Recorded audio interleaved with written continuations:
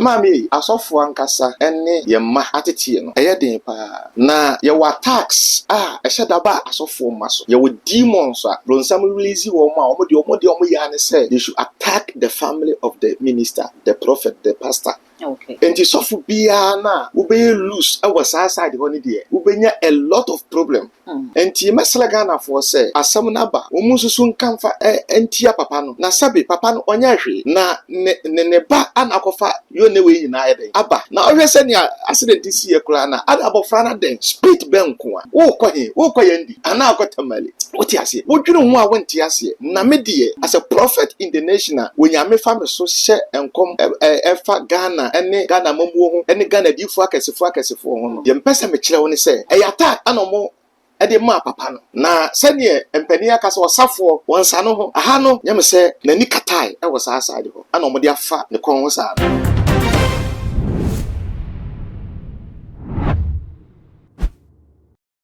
Abusuami mnida etwemu accident kese pa esi ewo East Legon na nyina ene sofopani Salifu Amoako ne ba abamuwa efie ba bonten no se abamuwa no enya 16 years kokotu ne maame ka na ode kokohia sa akwanchi asemi de na eye aga na fo nyina ebobo hu na ne ama akwakofa enkomo aba na ehu hia se ebetena se ne baba ensemi mu eye enkomhye bi opapa eba bonten ebehia ya na wo kire se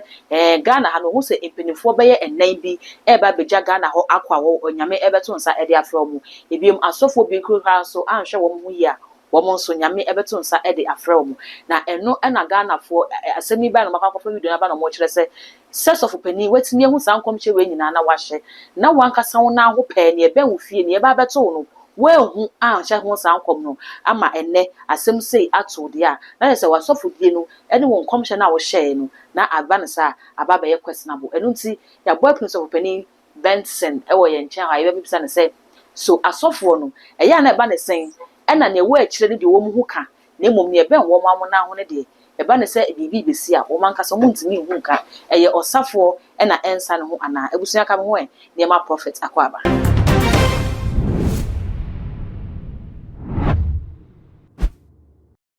prophets ye ma akwaba mejo so mini aba papa we de enfa komo ne hihye so to mimi de twemu ena unyu asofo Salifu Amoako ne ba abamuwa ede ne yereka akwakonya accident nam soma na emu ema bienu ahyedwerebe ahwere wo nkwa na papa se eba no asofodie ne nkomhya mo ya ade pa ne ya na eba mo na ho ibisa betuma ya mo hu ana meda wase mini aba ame enchia ahwefo nyina de dika no meyama abusua no hyeden ene omo de hyefrem no yako na ya unka bi nhyemu na bibisa ebekoso mami asofo ankasa ene yemma atete no den pa na ye wa tax eheda ba asofo maso ye wo demons bronsam release wo ma omo ya ne say they should attack the family of the minister, the prophet, the pastor. Okay. And the sofu bia na ube loose our side honi de ubenya a lot of problem. And ti mesla Ghana for say asam na ba omususu nkamfa entia papa no na sabe papa no onya hwe na ne ba anakofa yo ne we nyina yede aba na ohwese ne accident this year kula na adabofra na den speed benko a wo kwa yendi ana akotamale woti ase wodwene hu a wonti ase na medie as a prophet in the nation wonyame fa me so hye enkom efa Ghana ene Ghana mamuo ho ene Ghana difo akesefo ho no ye mpesa me kire wo ne se attack anomo ede ma papa no na sene empani aka se osafo wonsa no ho aha no nyem se nani katai e wo sa asade ho anomo de afa ne kon wo sa no papa wo ka se wo say attack e Kristo for masem ba kwa motai ka se bibi asi na e wo se Kristo ni e only up responsibility na ade na aba no consequences was only app no na ode kwa akɔhyɛ spirit sɛ ɛyɛ attack ɛyɛ bibi na sie ɛna esunsumu na yafe ade na nkasa na aba no ye gye no ato hɔ na ye de kwa akɔhyɛ sunsumu asɛm yɛ abɛ wonya hwɛ sɛ ɛwɔ sɛ yɛhwɛ asɛm no na yɛka sɛ sɔfo panin no ebia ne parenting side no wagyaagya no ho ama bibi esi afa no so aba sense de kwa akɔhyɛ sunsumu sɛ sunsumu na yɛyɛ me da wase me nua ba nte saa kura o sɔfo panin onye gya no ho kura na sabe ebi kura beko na bofra ne kotu kaa no kura wankra papa no ye wo krom ha ana sɔfo mpanifu pio moma issues hwehwe ye papa archbishop Duncan Williams ne ba sene enwoma bia na ekoso woti ase empaibo akom enya sam ketewa o fast na ye nyina ya yaboa sene ebeya abofra no ene ne papa peace ebeba woti ase ye hwe ye papa Reverend Easton Anaba hwe sene kwa ne mafas wu ya woti ase enti o ba bia me de wo kono ye hwe ye papa Darky Wadmos ye hwe kwa ne ba efas wu ye at the time Easter time we the program why yes our program here for so many years bronsema who says our time no do why you busy okay enti ye benya ne dia ye fa sa time no enti me slega na fo BBC a mayam pri ho nkondemu asofo na so mu Ghana fo no masofo a ne madifo a nyame ayi amamo no this generation this is the pastors and the ministers that God has ordained for the nation na yaboa mo pa okay yaboa mo pa nti asamba yewura Salifu bishop and I say archbishop one is why archbishop okay what you say Salifu Amoako or archbishop na waboa nation ye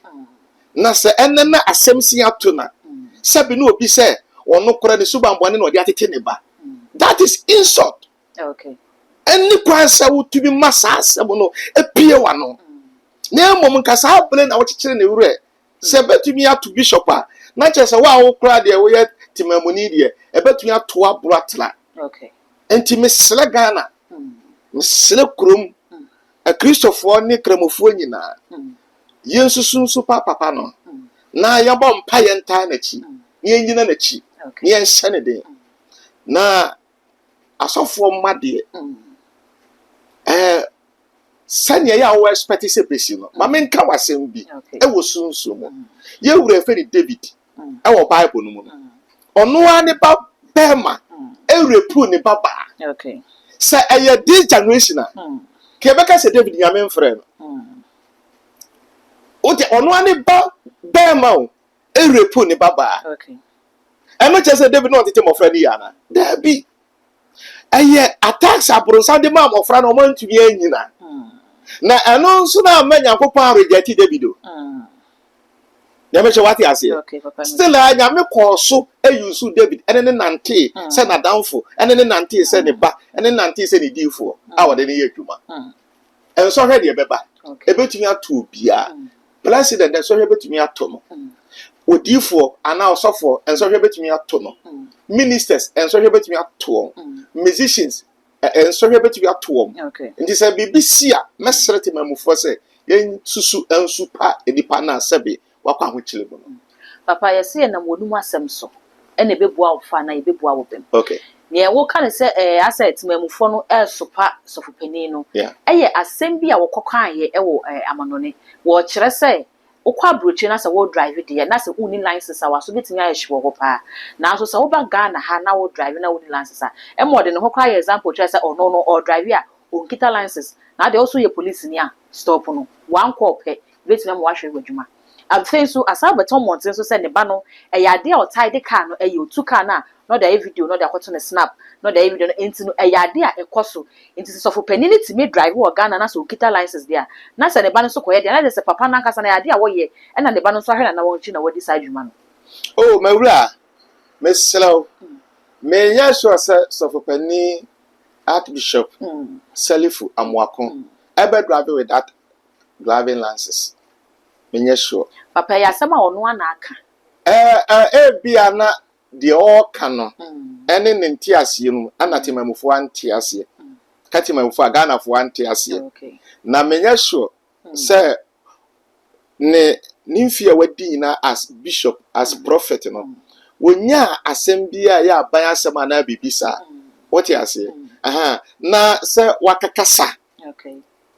wonim de esi at times wo kasa so no demons wo tumi fa so kutia wo ama se wadi na ho wo bompa ya enso hwe tumi fa so den eto anu ntina adifo no ewo so munya adifo enkura so wachila bompa ya mo pa Okay. what you say mimi say adifo pi wo a me de asi me ho so abe bompa ya mo pa na nyame so etafa enkom hye so ka mo ho asem kire me ye papa Archbishop Duncan William say me tanya no ho adi ye pi first no na me pass 2016 nyame fa wo ka asem kase bi kire me sa asem no covid ni siye no ena you know bam what you say enso me di empire but man tumi anko hu no ba me di empire but bompa esa ye papa Salifu asem ato ni me ye sure say enya asem a eya asem ketwa sa na eya asem a eya ya na ye di ho besi wa bompa ya boa no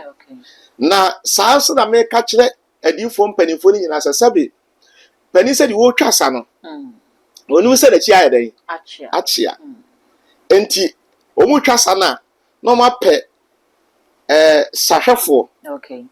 adifo nkora ni bi adi omachi na se bibi kochia na omo aka kire omo ntentem papa adifo ya mutie futu yes adenti ni entie futu betie se wo tu adifo fo a menye wadwen se de obeka kire ni bi onfa because adifo sam no ma me ko deep ahun the most difficult work to do because you have to hear from God what you say and come down to the people and tell them at the same time but some so be make sure say what tikura wunti ni ye wo cheche mu ko untumi nchechire mu ye eno nti na Yakobon so ma Moses no Moses ka say awurade minum kasa mpom ntumi nkasa o Pharaoh nim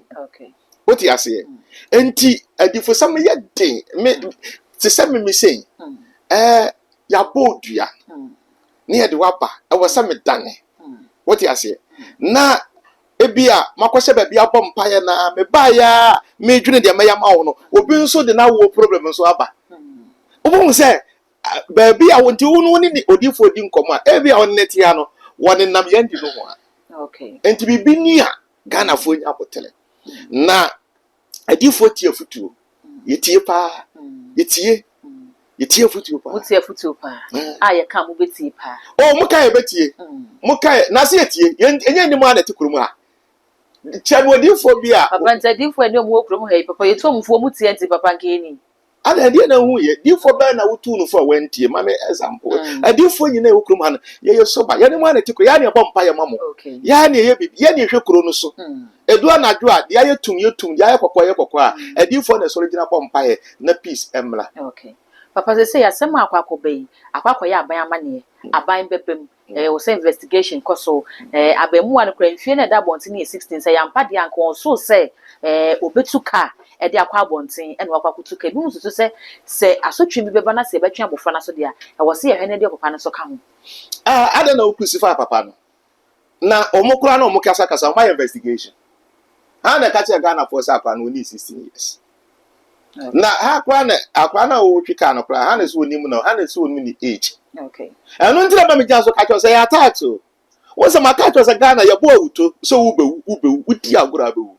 papa enye bibia na asofo no mo de hye honhom bibia na ye de hye spirit mawura ma me ka say no wo ho na o se ye hye ye kra na enu ka ho bi na asofo na say honhom nsem ni ntino mo ho abonten so de ne ka mo am fie ne de mo hu nka na mo ye ni ama me ka se me nchilo sa de na accident ni si ye no na eye yewura Salifu na yile birthday na ni jie da no ana demons no person mo ye na awreho ma no anu nti na me ka to as a prophet de say eye attack na nya nwanwa sa wo birthday na oba betuka akokum nipa ba akumpo ana mienu enya nwanwa ya me what you say enti eye nwanwa sama me ni birthday na sabi eni jie da a mafre namfofo ma me afrefre namfofo do mo aye jie ni no na de obetia ne se ye so oba kokum obi ba Enti misra Ghana say, anya say ye for bibia na ye no sunsumo, but attacks were so. Na bi ba ye maso. What you say attacks were so pa minimum ba bia no confess say what call spiritual realm na assignment ye demand say one suffer bi ba emeye lesbian. Okay. Ti na attacks no be make sure say saso for ne baba na abe lesbian. Na me catch ma me aso for ma eye homosexual, eye lesbian, any ade ade a enya sam ketewa. Papa eye emre na munya mfa mama busua. Eye nyame adwuma no na mafa no dodo ana eye negligence na mo judge am homa sad na ba fi se Bible say ne otimi hwe ne fie yie no na otimi ye nyame adwuma no. Ti se wantimi anhwe wo fie yie a unsem fata se obeye nyame adwuma. Eti se mu wo problem wo mama ho de na se muntimi nya mama ne de de a ene edom na aka na egua wonten de se muntimi nya ye ho hwe. No, and the idea ne say efie hwe ne de osofu bi hwe ne fie. Ba won say akora no nso waba with his or her own something. What you say? And the sabe me ba ko school. Me so me kwa asole. Waba fie. Oba ni me ni fie. Me fira asole mai. Eye abofra no ene wo mo abeto mu fie asem. Okọ school eye teacher for ene ne nanfofo a e wo school mu asem. Ye nyina sabe school mu enanfofo a ye koto wo mo ho no. Wotira anye ya nyoma memo wa pass through no. Wo ba fie papa kra kasa wontie.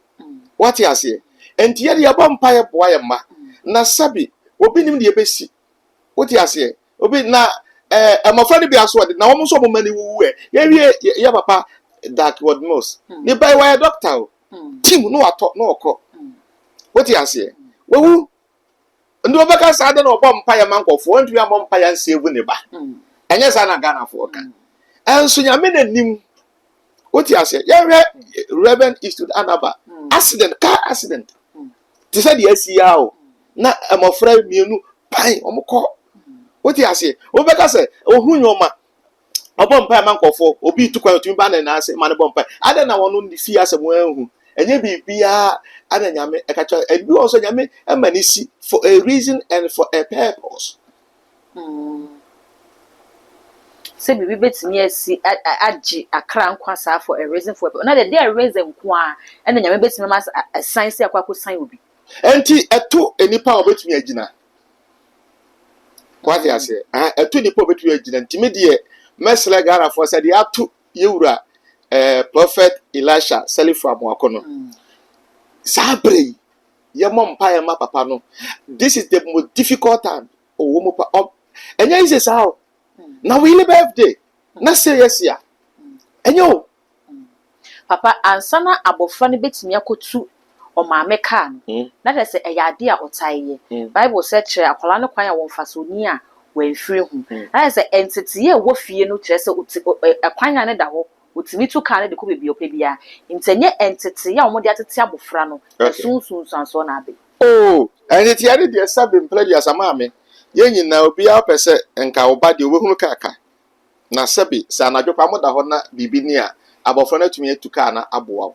What you say? And this abofra ni sua kaka de enye problem. Ana we de wo sha. Me ba me no kasa no hwe odi wo sha. Wonim se ne awo tie. Amofra ni bi wo ha wo se fatu ha. No odi nam ha. Wo se betena ha. No nam ha. Enye easy sa o. Na we nso de attacks ese di akile. Medical ka cho se nya kwa. Eye attacks kese pa because me odifo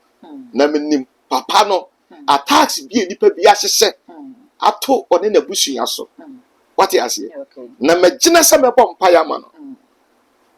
Na ono nso menim se on tena se kwa. Enti mesle Ghana. Mesle Ghana. Sana ya papa danka je ba omusu papa isa. Yensu ye nipo. Sama ketamuku ye wa na adifo yensu yeko. Okay. Se school amomako yi ehwa na yensu ye mai den eko. And he said doctor ba obeko school no betu akofa bibi mu a sana me ba so ko ho a obetu akofa bibi mu because one wo sa. What you say? And he said bibi tu pani bi a na yenhwe se esunsun anase eye honam mu. Okay. Eye sunsun a ye ne den a ne be firi ho. Na sunsun mu de no eye times wu abo wan se pa na beto. Okay. What you say? Enti meslen so mpanifo no say ɛyɛ obi ahwɛ spiritual side ne kakra obi ampɛdifo bi kakra no mo hwɛ spiritual side no sɛbi ebia wo yɛ bank manager wo need time ɛwɔ sɛ wonyɛ obi asunsun ɔhwɛ w'akyi ama wo yɛ odifo wo need time ɛwɔ sɛ wonyɛ obi asunsun ɔhwɛ w'akyi ama wo ebia wo to kwan wo abrokyire wo need time ɛwɔ sɛ wonyɛ obi asunsun ɔhwɛ sɛ yaleɛ bi kora na aba ɛwɔ sɛ wɔn sɛ yaleɛ no ɛyɛ physical and as spiritual when you are dealing with the situation physically no deal with the situation spiritual also because bibi nsi kwa what you say sanity papa yeah that's it menso me da wase okay na de America atwa to one says obi tie yen na owo sunsum problem bi a yaleɛ bi ani bibi ha no anase na ho akwa hokyire bi mu na opese ofiri mu a obetumi akontate yen nyame nti yɛbɔbɔ mpa ya boa no na nyame nti nyame ebeyi na firi abusua prophet Benson ene no akwakɔhwe enkomo de afa e papa Salifu Amoako esan a